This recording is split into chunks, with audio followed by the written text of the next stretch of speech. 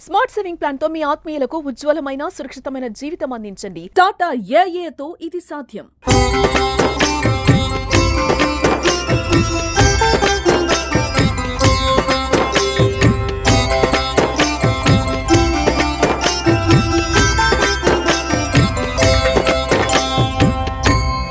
మనం ఇప్పుడు పుష్కరిణి దగ్గరికి వెళ్తున్నాం. అంటే అది బావి అంటండి.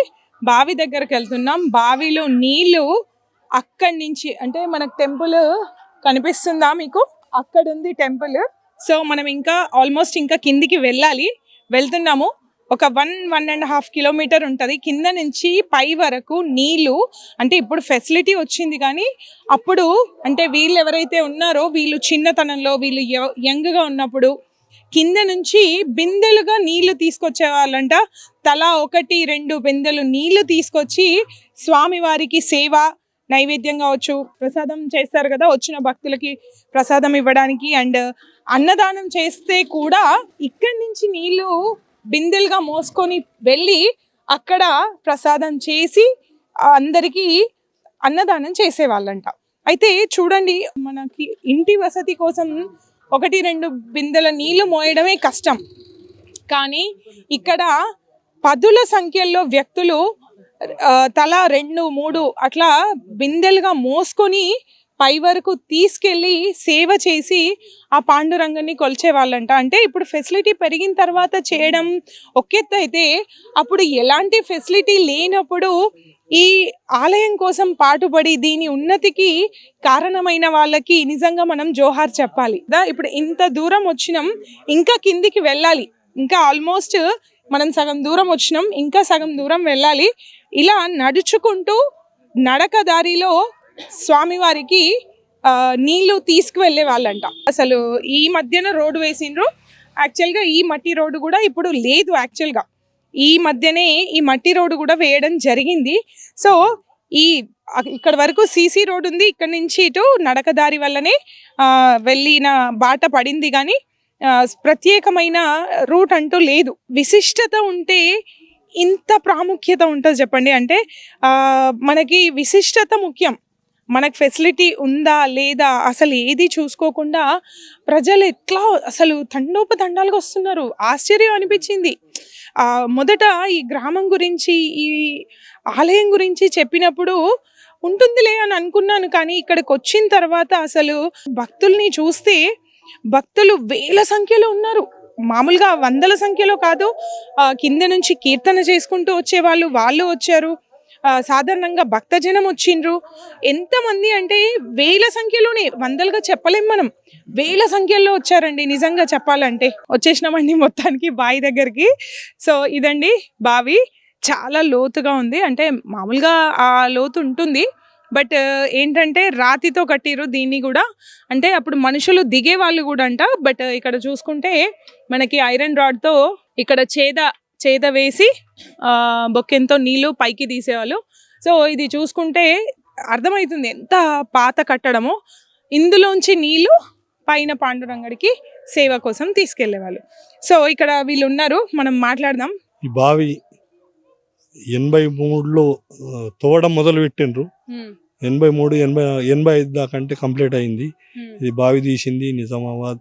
ఆయన పేరు ముండా హనుమన్ల నుండే మన శాలోళ్ళు. ఆయనకు పిల్లలు లేకుండ్రి. ఆయన ఏం చేయాలంటే ఇక్కడ వచ్చి ఆయన పాండురంగడి దగ్గర వచ్చిన భక్తులకు మరి దామేస్తే వాళ్ళకు నీరు ఎక్కడి నుంచి తెచ్చుకుంటారు. అందు గురించి మరి నాకైతే ఏం లేదు కదా.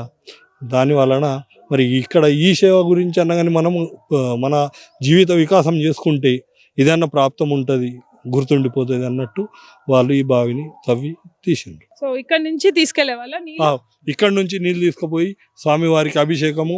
24 ఏళ్ళ నుంచి ఇక్కడ ఏకాదశి చాలున్నది. ప్రతి 15 రోజులకు ఒక రోజు ఏకాదశి రోజు 24 సంవత్సరాల నుంచి భజన చాలుంటుంది. నైటు 8-9కి వచ్చేస్తామంటే 4 గంటల దాకా భజన చాలు ఉంటుంది. 4 గంటల తర్వాత స్వామివారికి ఆరతి అవుతుంది. ఆరతి అయిన తర్వాత అప్పుడుగా ఇక్కడ లటి. సో ఇదండి మనకి పాండురంగడి విశేషం. నిజంగా చెప్పాలంటే అసలు ఎన్నో అద్భుతాలు ఉన్నాయి. గోదావరి నదికి సంబంధించి కావచ్చు, ఇక్కడ ఆ యశంత మహాముని స్టార్ట్ చేసిన పాండురంగడి చరిత్ర కావచ్చు. అంటే పెద్దాయన చెప్పాడు కదా, భక్తుడు తలుచుకుంటే భగవంతుడు కూడా కదిలి వస్తాడు అని. అంటే భక్తుడే భగవంతుణ్ణి శాసించి ఇక్కడికి తీసుకొచ్చాడు, తన తన వల్లనే అది సాధ్యమైంది అని చెప్తున్నాడు. సో అంటే ఒక భక్తుడు తలుచుకుంటే భగవంతుణ్ణి కూడా ప్రేమతో కట్టిపడేయగలడు అని మనకి ఇక్కడ తెలుస్తుంది. అంటే ఎందుకు ఇక్కడ ఇంత లైవ్లీనెస్ వచ్చింది, ఎందుకు ఇంత ప్రాముఖ్యత వచ్చింది అంటే వీళ్ళ సేవా తత్పరత, వీళ్ళ భక్తి భావన, అవన్నిటి వల్లనే ఇక్కడ ఇంత ప్రాముఖ్యత కొలువై ఉంది అని మనం నిజంగానే చెప్పకనే చెప్పుకోవాలి. అది మనకి కళ్ళకు కట్టినట్టుగా కనిపిస్తుంది. వీళ్ళ డెడికేషన్ ఎంతలా ఉంది, వీళ్ళు భగవంతుని కోసం ఎంతలా పాటుపడుతున్నారు. అంటే ఒకరు రావాలి, ఒకరు ఏదో చెయ్యాలి అని కాకుండా మనం భగవంతునికి ఏం చేద్దాం, మనం భగవంతునికి ఏ విధంగా ప్రసన్నం చేసుకుందాము అనే భావననే వీళ్ళకు ఉంది. అదేవిధంగా భగవంతుడు వీళ్ళకు తన ఆశీర్వాదాన్ని ఇచ్చాడు అని చెప్పాలి.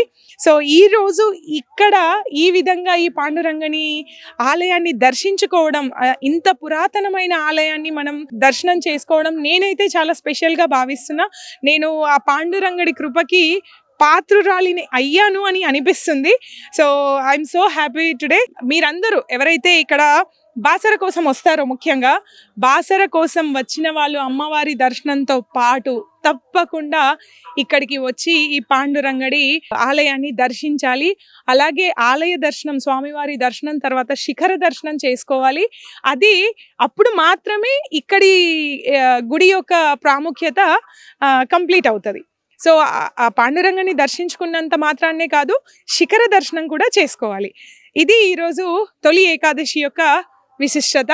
సో అందరికీ నచ్చింది అనుకుంటున్నాను మా ఈ ప్రయత్నం. ఎందుకంటే ఇది చాలా లోపలికి ఉంది. అంటే లోపలికి ఇన్ ద సెన్స్ ఎక్కువ కిలోమీటర్స్ ఏం పట్టదు. ఎంచ గ్రామం నుంచి పైకి ఒక 3 కిలోమీటర్స్ వస్తుంది. అది గుట్ట. అసలు మీకు పైకి వచ్చిన అలసటనే తెలియదు. ఎందుకంటే నేను మీకు విజువల్స్ చూస్తున్నట్టు చెరువు పక్కన నుంచి వే ఉంది. అసలు ఎంత బ్యూటిఫుల్గా ఉంది అంటే చెరువులు చూస్తూ ఆదమర్చి మాత్రం డ్రైవింగ్ చేయొద్దు, అట్లా ఉంటుంది. అంటే అటు చూస్తుంటే ఇటు మనం డ్రైవింగ్ ఆపేసుకొని చక్కగా వ్యూని ఎంజాయ్ చేసి పైకి రావాలి. పైకి వస్తున్న కొద్దీ కూడా చాలా ప్రశాంతంగా, కూల్గా, అంటే ఆ హరినామ స్మరణ వినిపిస్తుంది ఈరోజు ఏకాదశి కాబట్టి.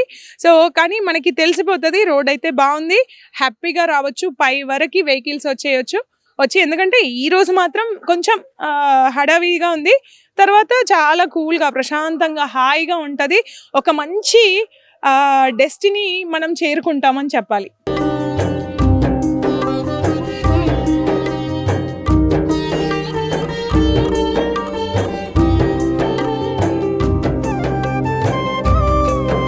ఇందులో ఖర్చు పొక్కులు వస్తాయి. పొక్కులు వచ్చిన తర్వాత పొక్కులు పోవాలంటే ఈ నీళ్లు నోట్లో పోసుకొని స్నానం కూడా చేయొచ్చు. స్నానం చేస్తే పొక్కులు మొత్తం మాయమవుతాయి. దిండి మహత్యం ఉన్నది. అంటే ఎందుకు అంతటి మహత్యం అంటే ఈ వాతావరణం ఉందా లేదా, ఈ వాతావరణం చెట్ల కాలుష్యం వల్ల పోతుంది, చెట్ల పవిత్రమైన తర్వాత దాంతో ఇది అయిపోతుంది. ఇన్ని రకాల మూలికలు ఉన్నాయి. మూలికలు కలిసి మూలికలు ఏర్లది, దానిలో ఏర్లది రసం పోతుంది. రసం పోయిన తర్వాత దానిలో రసంతో దానిలో శక్తి వస్తుంది. ఆ శక్తి ద్వారానే అది పోవచ్చు. సో అంటే ఎలుకలు, సుందెలుకలు అట్లాంటివి కరుస్తాయి కదా. సో అంటే అప్పటి కాలంలో ఇమీడియట్గా మెడిసిన్ దొరికేది కాదు. సో వీళ్ళు ఏం చేసిండ్రు అంటే ఈ నీళ్లను స్నానం చేయడం, తాగడం చేసేవాళ్ళంట. అది అంటే చూస్తున్నాం కదా, మనం వచ్చినప్పుడు అంతా గమనించినాం ఎంత దట్టమైన చెట్ల మధ్యలో ఈ ప్లేస్ ఉంది. సో ఆ చెట్ల సారవంతమైన నీరు బావిలోకి చేరడం వల్ల ఆ బావిలో నీరు చాలా ఔషధ గుణాలు కలిగి ఉన్నాయి అని చెప్తున్నారు. నిజంగా ఇది అమేజింగ్.